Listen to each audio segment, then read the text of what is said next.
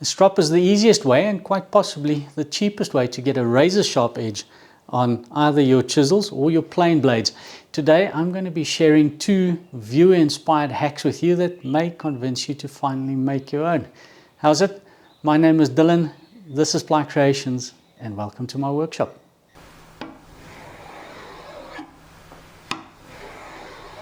I've done an episode where I showed you how to make your own strop, and then I did a follow-up showing you how to use that strop. It's in the latter where 2 viewers in particular made suggestions for alternate abrasive surfaces to leather to use it on your strop. And those comments jumped out at me immediately, and I've asked their permission to share those ideas with you, and as a result of their grace, or them graciously allowing me to do so, that is why you're watching today's video. First one jumped out at me immediately because it solves a problem that I've had with a particular technique. The second one suggests an abrasive that I've never seen anybody else use, nor ever even considered using myself. Be sure to watch until the end of the video. I think this one is going to surprise you, and if it comes out, it may possibly even break the internet. I'm going to be taking you to the bench, and I'm going to show you how to implement these 2 suggestions, give you some advice and tips on how you can make that work for yourself. By the way, I've tested both of these methods over the last few weeks in my workshop. They leave the edges, of my chisels and my plane irons razor sharp, and I can confirm that both of these actually work. This is not a build video. If you want to see how to build your own strop, I'm leaving the link to that video on my channel on the screen, and you can go and find it in the description as well. There's a couple of design features there that you may not see everywhere. If you decide to build that strop, simply replace the leather as the abrasive surface with any one of these 2 suggestions. You can't go wrong, and they both work. So I'm going to go over to the bench, and I'm going to be showing you the first one. See you at the bench. Our first suggestion comes from the Gallant Saint 2034, and he simply suggests that you apply honing compound to the surface of a piece of MDF and use that as your strop. Now, that in and of itself is nothing new, and I used that method when I first started hand sharpening my tools. What he does suggest, which is new, at least as far as I'm concerned, is the fact that he suggests using water on the surface of the MDF and then apply the honing compound. Of course, you'll need to let the surface of the wood dry completely before applying whatever compound you're going to be using. What that does is the water lifts the grain on the wood, and as it dries, it leaves a rough surface. So effectively, it keys the surface of the MDF so that the honing compound goes down nice, even and smoothly. That fixes the problem that I've always had with this technique. Always when I applied honing compound onto the smooth surface of MDF, it would either lump, not go down evenly, or simply come off during use.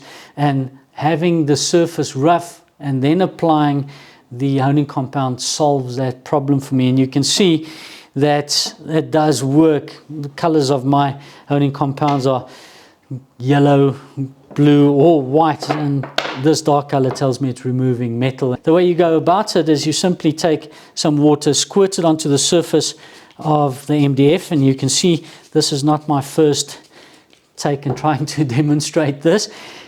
Put enough water on the surface so that you can see that it's obviously wet. I find that that provided me with the best surface before applying the compound.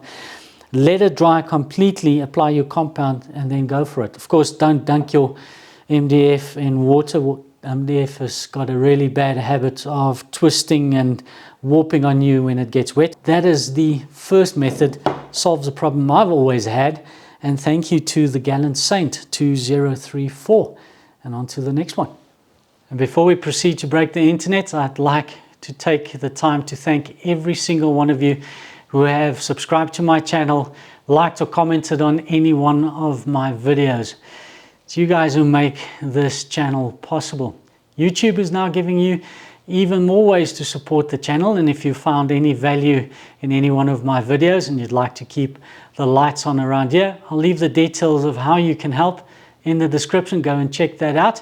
But off to the bench. and I'll show you our final suggestion. Our next suggestion comes from Peter Dobrovich 3107. Peter, if I have butchered your surname, I do sincerely apologize. Peter's suggestion is quite genius, and he mentioned that he replaces or doesn't use leather on his strop, but rather cardboard.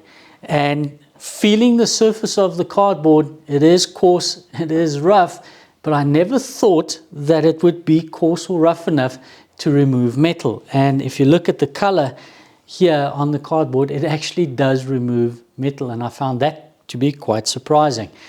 Also, on this side here, we've tried adding some honing compound. The reason why I've tried the honing compound was that I don't find the cardboard to be as rough as leather, and it takes a little bit longer to get that very fine edge. If you want to speed up the process, you can try honing compound, and this works very well as well. How do you get the cardboard on the substrate or on your base? So I simply used some glue stick. Apply the glue stick, get the cardboard on plywood or whatever it may be, clamp it for a few minutes, and you are good to go. Find the coarsest cardboard you can in your cupboard, and here's a rather ironic anecdote, is the more refined the food was that was in the box, the less coarse or the smoother the cardboard was. And the healthier the food became, the rougher the cardboard became. Go figure. Also avoid having a textured print on the one side of the cardboard. You won't see it here, but I'm having an imprint developing on my strop of Mr. Baker's there. So avoid that. See if you can get a smooth print. But rummage around in your cupboard, find some cardboard, stick it to a surface and try that out. I'd suggest trying out just the bare cardboard first and then applying the honing compound if you find that it's not as coarse as you would like it to be. This works really well, and considering that you can make strops as quickly as your kids finish their cereal, there's no excuse for you not to have a strop in your workshop. Peter, this is a really good suggestion, and I was really surprised that it works, but it does. And there you have two new ways of making a strop. Again, to the gallant saint as well as Peter. Thank you so much for allowing me to use your ideas and share them with the rest of the world out there. To everybody else, if you have any comments, suggestions, please leave them in the comment section. I read every single one of them, and who knows, maybe one day one of your suggestions or ideas will be the topic of another video. Always looking for material. I'm leaving you with footage of where I'm testing a chisel that I sharpened with the MDF, and as you can see, it gives a nice clean slice and cuts cleanly, and it's as sharp as anything else that I've ever sharpened in my workshop.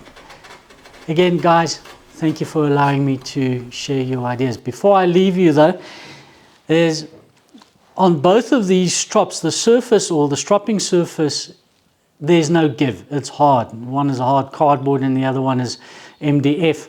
And if you go back to the video where I show you how to use a strop, you'll know that I mentioned that one of the negatives of a leather strop, and that's the give of the leather, that I use that to ensure that I hit the correct angles when I'm stropping a cutting tool.